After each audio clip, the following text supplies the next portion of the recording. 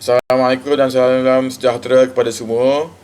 Okey, sekarang kita telah tiba kepada topik terakhir dalam kaedah ataupun teknik Vox 5, di mana setelah kita membuat analisa kepada empat item yang utama, iaitu volume, market depth, chart dan juga daily chart. So maka setelah semua step itu telah kita lakukan, jadi tibalah masanya untuk kita melaksanakan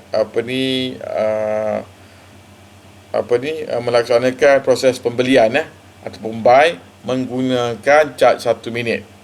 Okey, chart 1 minit juga dikenali sebagai TF 1 minute chart, iaitu TF bermaksud time frame.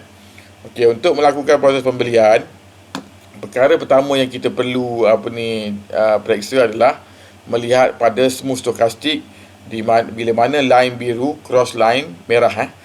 Okey. Saya tunjukkan contoh satu. Kita buka counter, so-called counter. Saya tunjukkan. Okey, kita tengok pada counter KGB ni.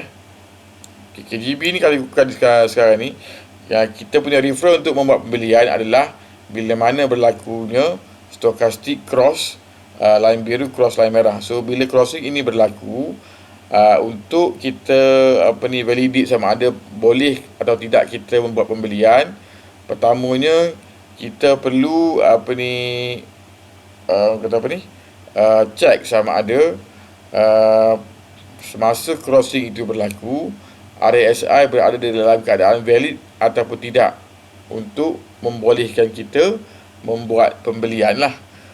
Okey, so sebentar saya cuba buka counter merge. Kita tengok pada bahagian 1 minit chart. Okey, di sini Okey, contoh untuk counter merge, pada ini adalah tarikh. Okey, pada 12 hari bulan 10, iaitu pada Jumaat, pada pukul 3.59 telah berlakunya stokastik cross. Pada chart 1 minit ni telah berlakunya stokastik cross. So bila crossing ini berlaku dan kita telah pun membuat penalpasian untuk langkah 1 sampai langkah 4 bagi pemilihan counter. So untuk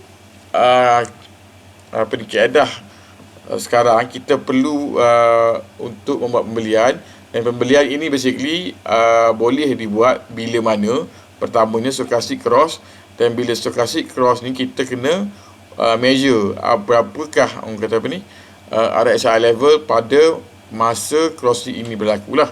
So bila crossing ini berlaku di atas line 50, automatically RSI mesti berada pada line 50. So untuk case merge pada pukul lebih kurang pukul 4 ni, pada masa crossing ini berlaku, level RSI berada pada 77.4%, which kalau ikutkan dalam syarat yang kita telah tentukan sama dengan daily chart sebelum ini, jika crossing itu berlaku di atas line 50%, kita perlu pastikan smooth RSI juga berada pada level di atas 50%.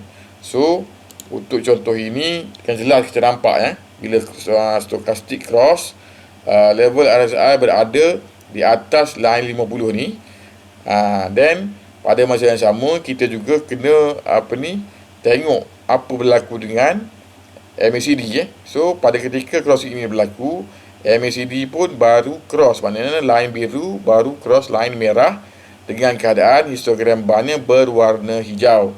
So keadaan ini signal pertama daripada stokastik, RSI dan juga MACD telah memberitahu kita bahawa pembelian telah boleh dilakukan. Okey.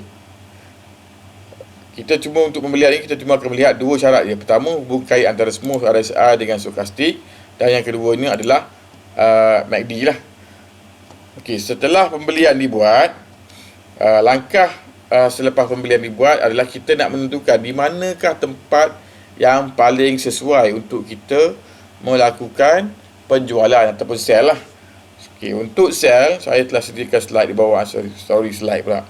Saya telah sediakan basically syarat-syarat ataupun nota ni untuk bagaimana kita nak kenal pasti tempat yang sesuai untuk kita melakukan proses penjualan ataupun sell lah.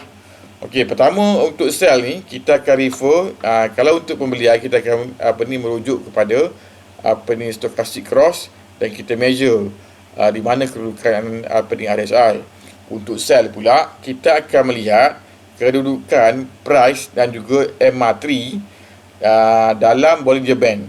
Okey.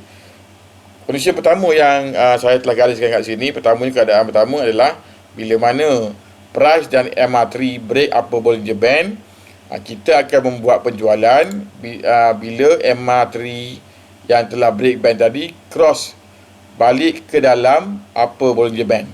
Ini adalah syarat pertama lah untuk kita melakukan proses penjualan. So saya telah buat satu contoh ni di sini untuk example kondisi yang pertama tadi. Okey, di mana sekarang ni penjualan kita buat ikut syarat yang telah ditetapkan. Arrow merah ni menunjukkan di sini adalah boleh berlakunya pembelian, dan arrow hijau ni menunjukkan proses untuk berlakunya penjualan. So bila pembelian telah dibuat, kalau kita perhatikan di sini garisan MA3, garisan harga yang dalam bentuk keadaan dash ni adalah harga. So bila harga break band kemudiannya diikuti dengan MA3, kalau tuan-tuan boleh tengok kat sini, garisan putus-putus ni merupakan garisan upper band. So pada masa ini harga dan MA3 telah break band. Kemudian dia membuat penurunan di sini, just touch band, bukan break band lagi. Kemudian dia rebound ke atas. Selepas itu dia break in ataupun cross in, masuk ke dalam band. So semasa cross in ini berlaku, di sinilah tempat yang sepatutnya kita membuat penjualan. Okey, itu adalah penerangan untuk keadaan pertama, di manakah tempat penjualan yang sesuai untuk dibuat lah. Okey, keadaan kedua untuk kita membuat penjualan adalah bila mana price break upper Bollinger Band tapi MA3 maintain di dalam band lah. Okey, contoh nombor 2 saya tunjukkan kat sini apa yang dimasukkan dengan kondisi kedua ni. Maksud sekarang ni price break band. Okey, bila dia membentuk satu candle sebegini dan candle ni telah break band, band diwakili oleh garisan putus-putus ni. So bila harga tu break band sahaja, tapi pada masa dia break band tidak disusuli dengan MA3. So MA3 maintain di dalam band. So ini adalah satu signal untuk penjualan. So apa yang kita perlu buat adalah kita kena check apakah signal, adakah signal sell pada MACD, RSI dan stochastic telah berlaku.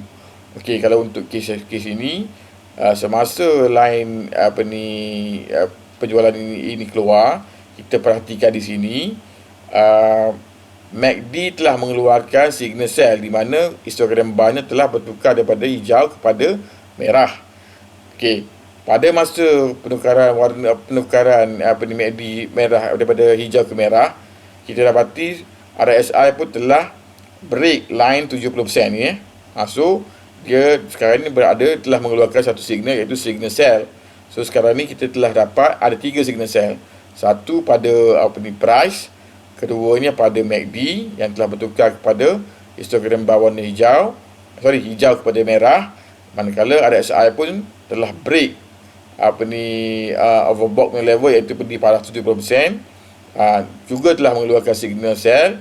Dan last kali bila kita tengok di sini, garisan biru dan merah break line 80, automatically signal ni telah perfect lah untuk kita membuat penjualan.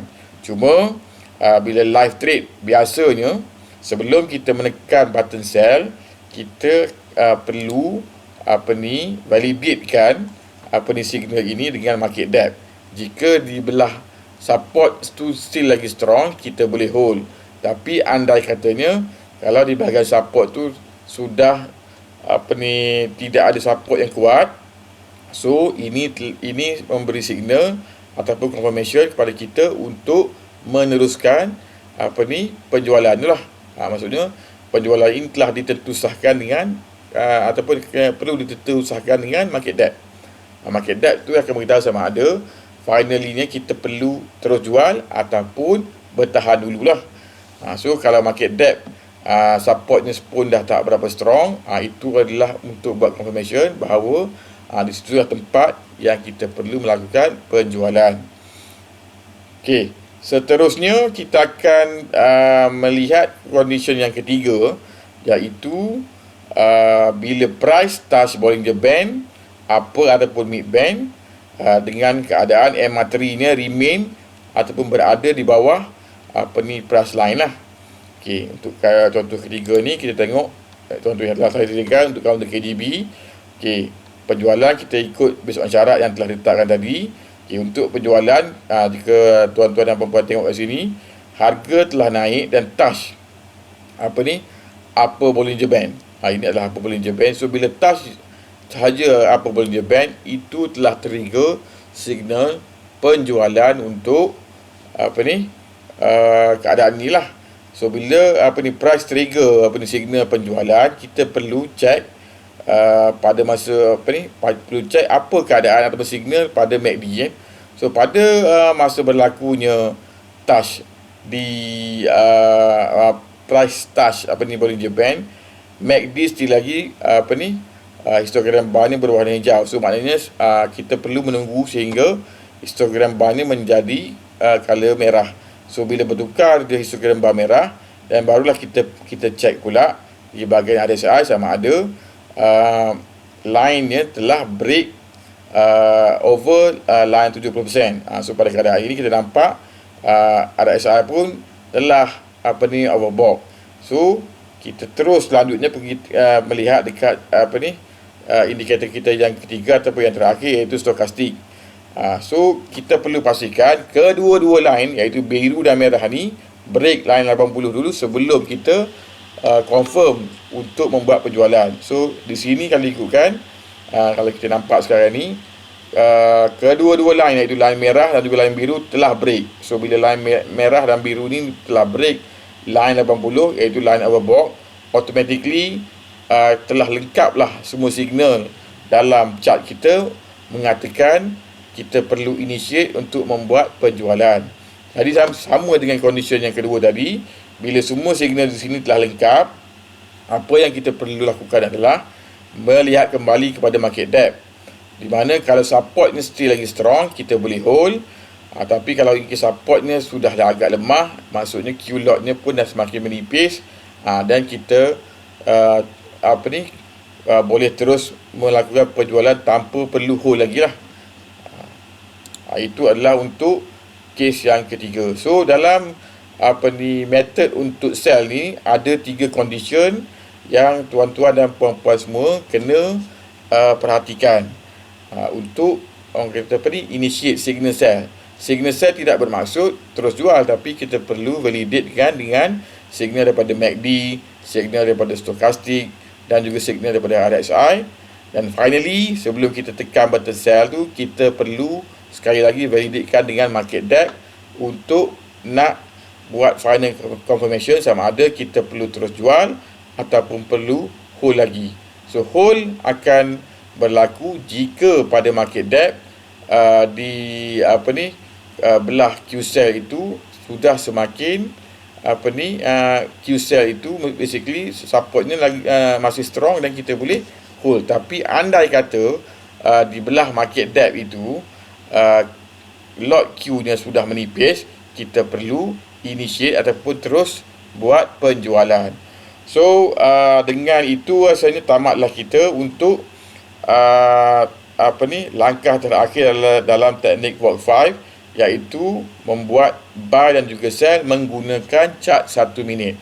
Okey, selepas ini saya akan banyak share contoh case study, dan juga mungkin kita akan mencari satu masa yang sesuai untuk membuat recorded live trade lah, supaya tuan-tuan dan puan-puan lebih memahami apa yang telah saya share dengan tuan-tuan dan puan-puan malam ini pada kali ini lah. So itu sahaja untuk kali ini. saya hentikan dulu video ni setakat ini dan kita akan sambung pada siaran akan datang lah. Okay, sekian, terima kasih.